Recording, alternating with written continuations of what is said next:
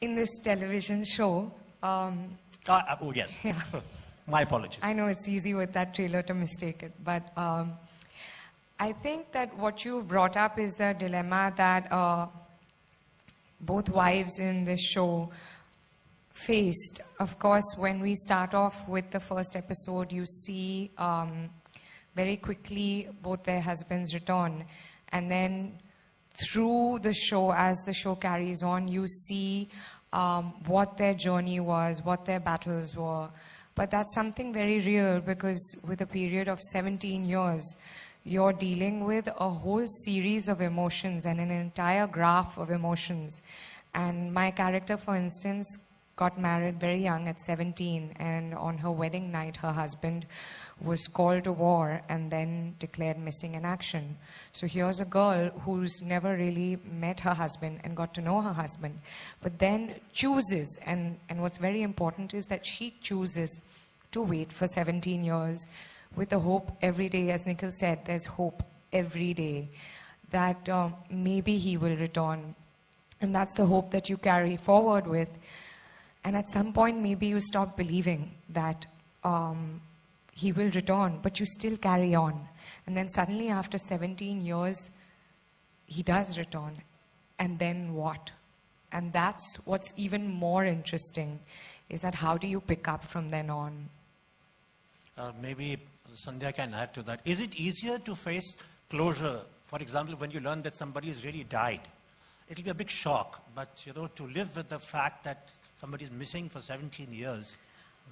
The question here is, do you ever really move on? That's the point, yeah. No. I don't think you ever really move on from it. I think you live in limbo.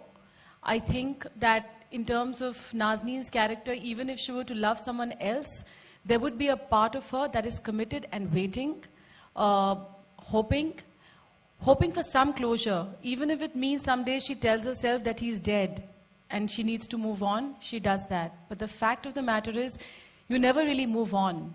It's all limbo. And when they come back, and what they bring back with them is something that you're not prepared for, and so there's no staying in and there's no getting out. And I think the only word that I can say again and again for my character and maybe for Harleen's, and my character a bit more, because she gets herself into a mess without meaning to, because there is somebody else. But now she feels like a cheat, and how right is it and how fair is it on her? It's not, because she never really moved on. And her love may be one thing, but her duty is another. So there's that dilemma. So it's too many things. It's too many things. But all I can say is, you never move on. Yeah, thank you. Whoa. This is one incredible story, intense characters, and trust me, like Nikkhil mentioned, after the end of it, you're really going to be proud of what you are, proud of being Indian. We wrap up. Let's take the last question for the evening. Hi. All right, here we go. Hi, this is a question for the cast. There's a buzz in the industry, and going by the trailer, it would appear that these are career-defining roles. So I was wondering if I could hear from the cast about these roles. Did you speak to, for the women, did you speak to wives who had husbands who were missing in action? Did you speak to army officers? What kind of background work went into it? I think the fundamental, sort of the underlying basis of this entire story is emotion. I could have been in the Air Force or in the Army or whatever and been away from loved ones for 17 years, and the whole issue is that you've been away for 17 years, you've hoped and prayed that one day you're going to come back, and you come back and life is not what you thought it would be. And I think to that extent, the emotion is very universal. It doesn't really matter that I was an Air Force officer the day I got captured. So I think for me personally, the work that has gone into this role has been in that space. I mean, the frills, of course, you come back after 17 years, you should look like somebody who's been in a prison for 17 years. That sort of stuff, but that apart. But I think the hard work has gone in terms of just getting the sort of the range of, your emotional palette, right, for the sort of situation that you find yourself in. At least that's for me. I think that's what I've worked harder on for my part. But I think Satyadeep has pretty much summed it up. How do you put yourself in somebody's shoes for something that you have never experienced and probably never will? It's impossible. Even if you speak with them or whatever, the fact of the matter is, how do you feel that?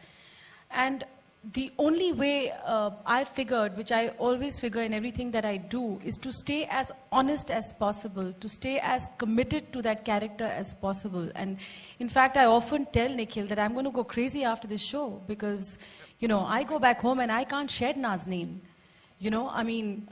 It's crazy. I go back and I really don't know how to lose this woman.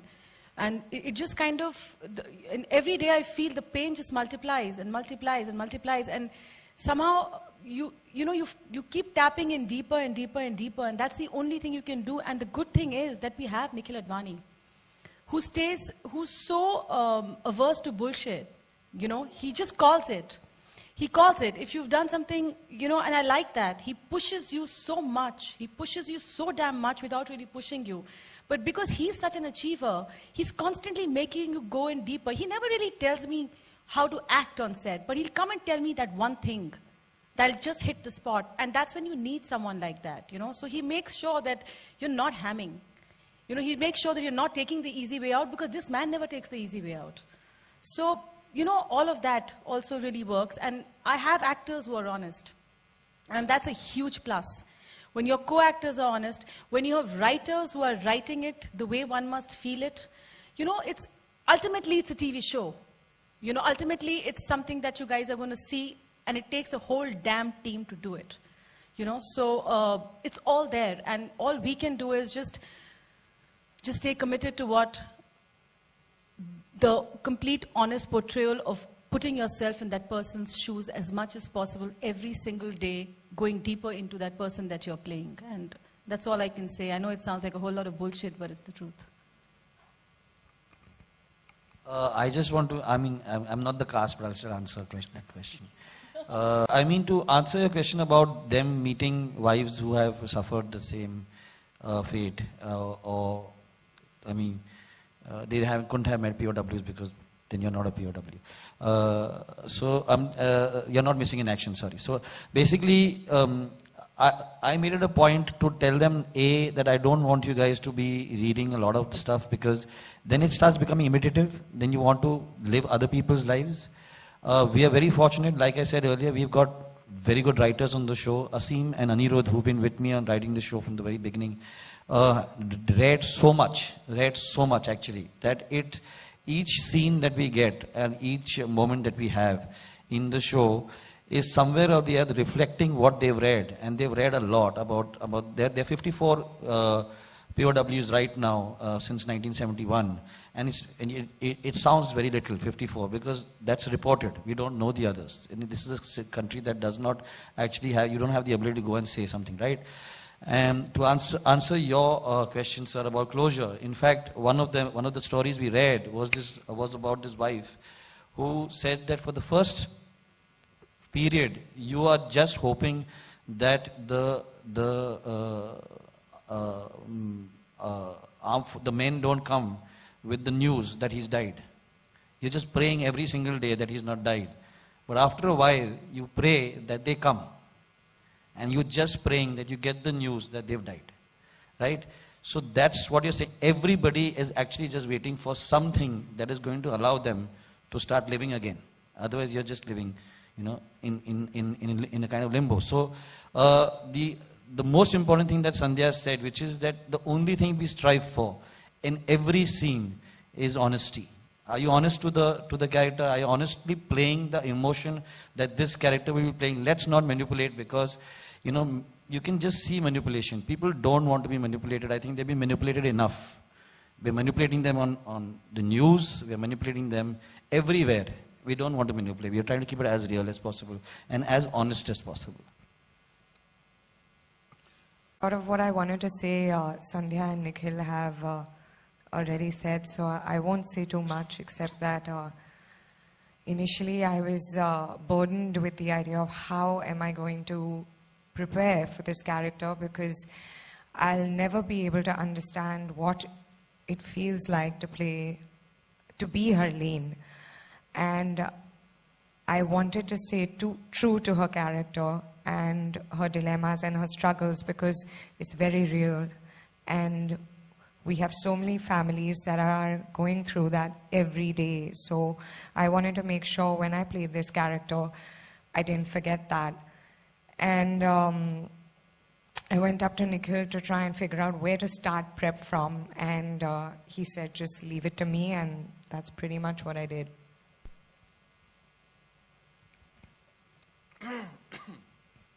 Sorry.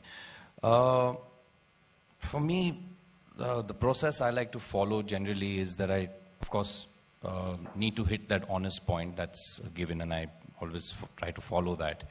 But from what platform should that honesty take a step from is the question I ask myself every time I'm playing a character. I have to find that honesty of that character within me. And I've noticed over the years the best way to do that for me is in the gathering of information and just meeting people, talking to people and understanding it better. And as Nikkhil rightfully pointed it out, I think the writers firstly started contributing to that a lot.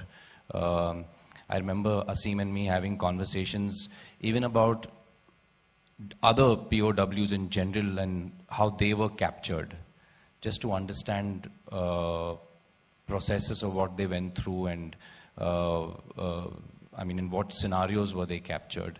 So the writers, hats off to them, they gave us a lot of information that's not, you don't see in the show, but I mean, just feeding us information about what these men must have gone through. So that was one process, one source of information. For me, I kind of also broke down Sartaj into seeing the different sides that he has to himself, and one of it was that he comes from one of the pins in Punjab, and I'm a Bandra boy, you know, so it's like really very far separated from who Sartaj really is. And so understanding that, sitting in some gurdwaras, meeting some Baijis. I have a great co-actor here who's sitting here. He plays my brother. His name is Ravinder. He's also an assistant director, works with a popular director. And he helps, I think, Amrita and me a lot on the set every day in trying to he's from Patiala and he makes us really understand a lot. Even after 106 days, I still go back to him and ask him some things all the time. So he's a great source to understanding that aspect, apart from other things that classes and you try to figure out. Meeting the Sikh regiment, I even went and did that, which Nikhil's production organized for me and sent me with an army expert to go, and Nikhil said, you want to do it, go and do it. And I went in and met them in Bombay and tried to understand a little bit of how they are, because, you know, I've always heard legendary stories about the Sikh regiment of how they take down Sikhs before they go down and all of that. So I said, let's go and meet some of them. And I was surprised. One of the stories I was surprised to hear is that they are not really very happy in peace postings. They want to be in the border protecting their country. That's where they feel they belong the most to. And that's an aspect of Sartaj too. So that was a source of information.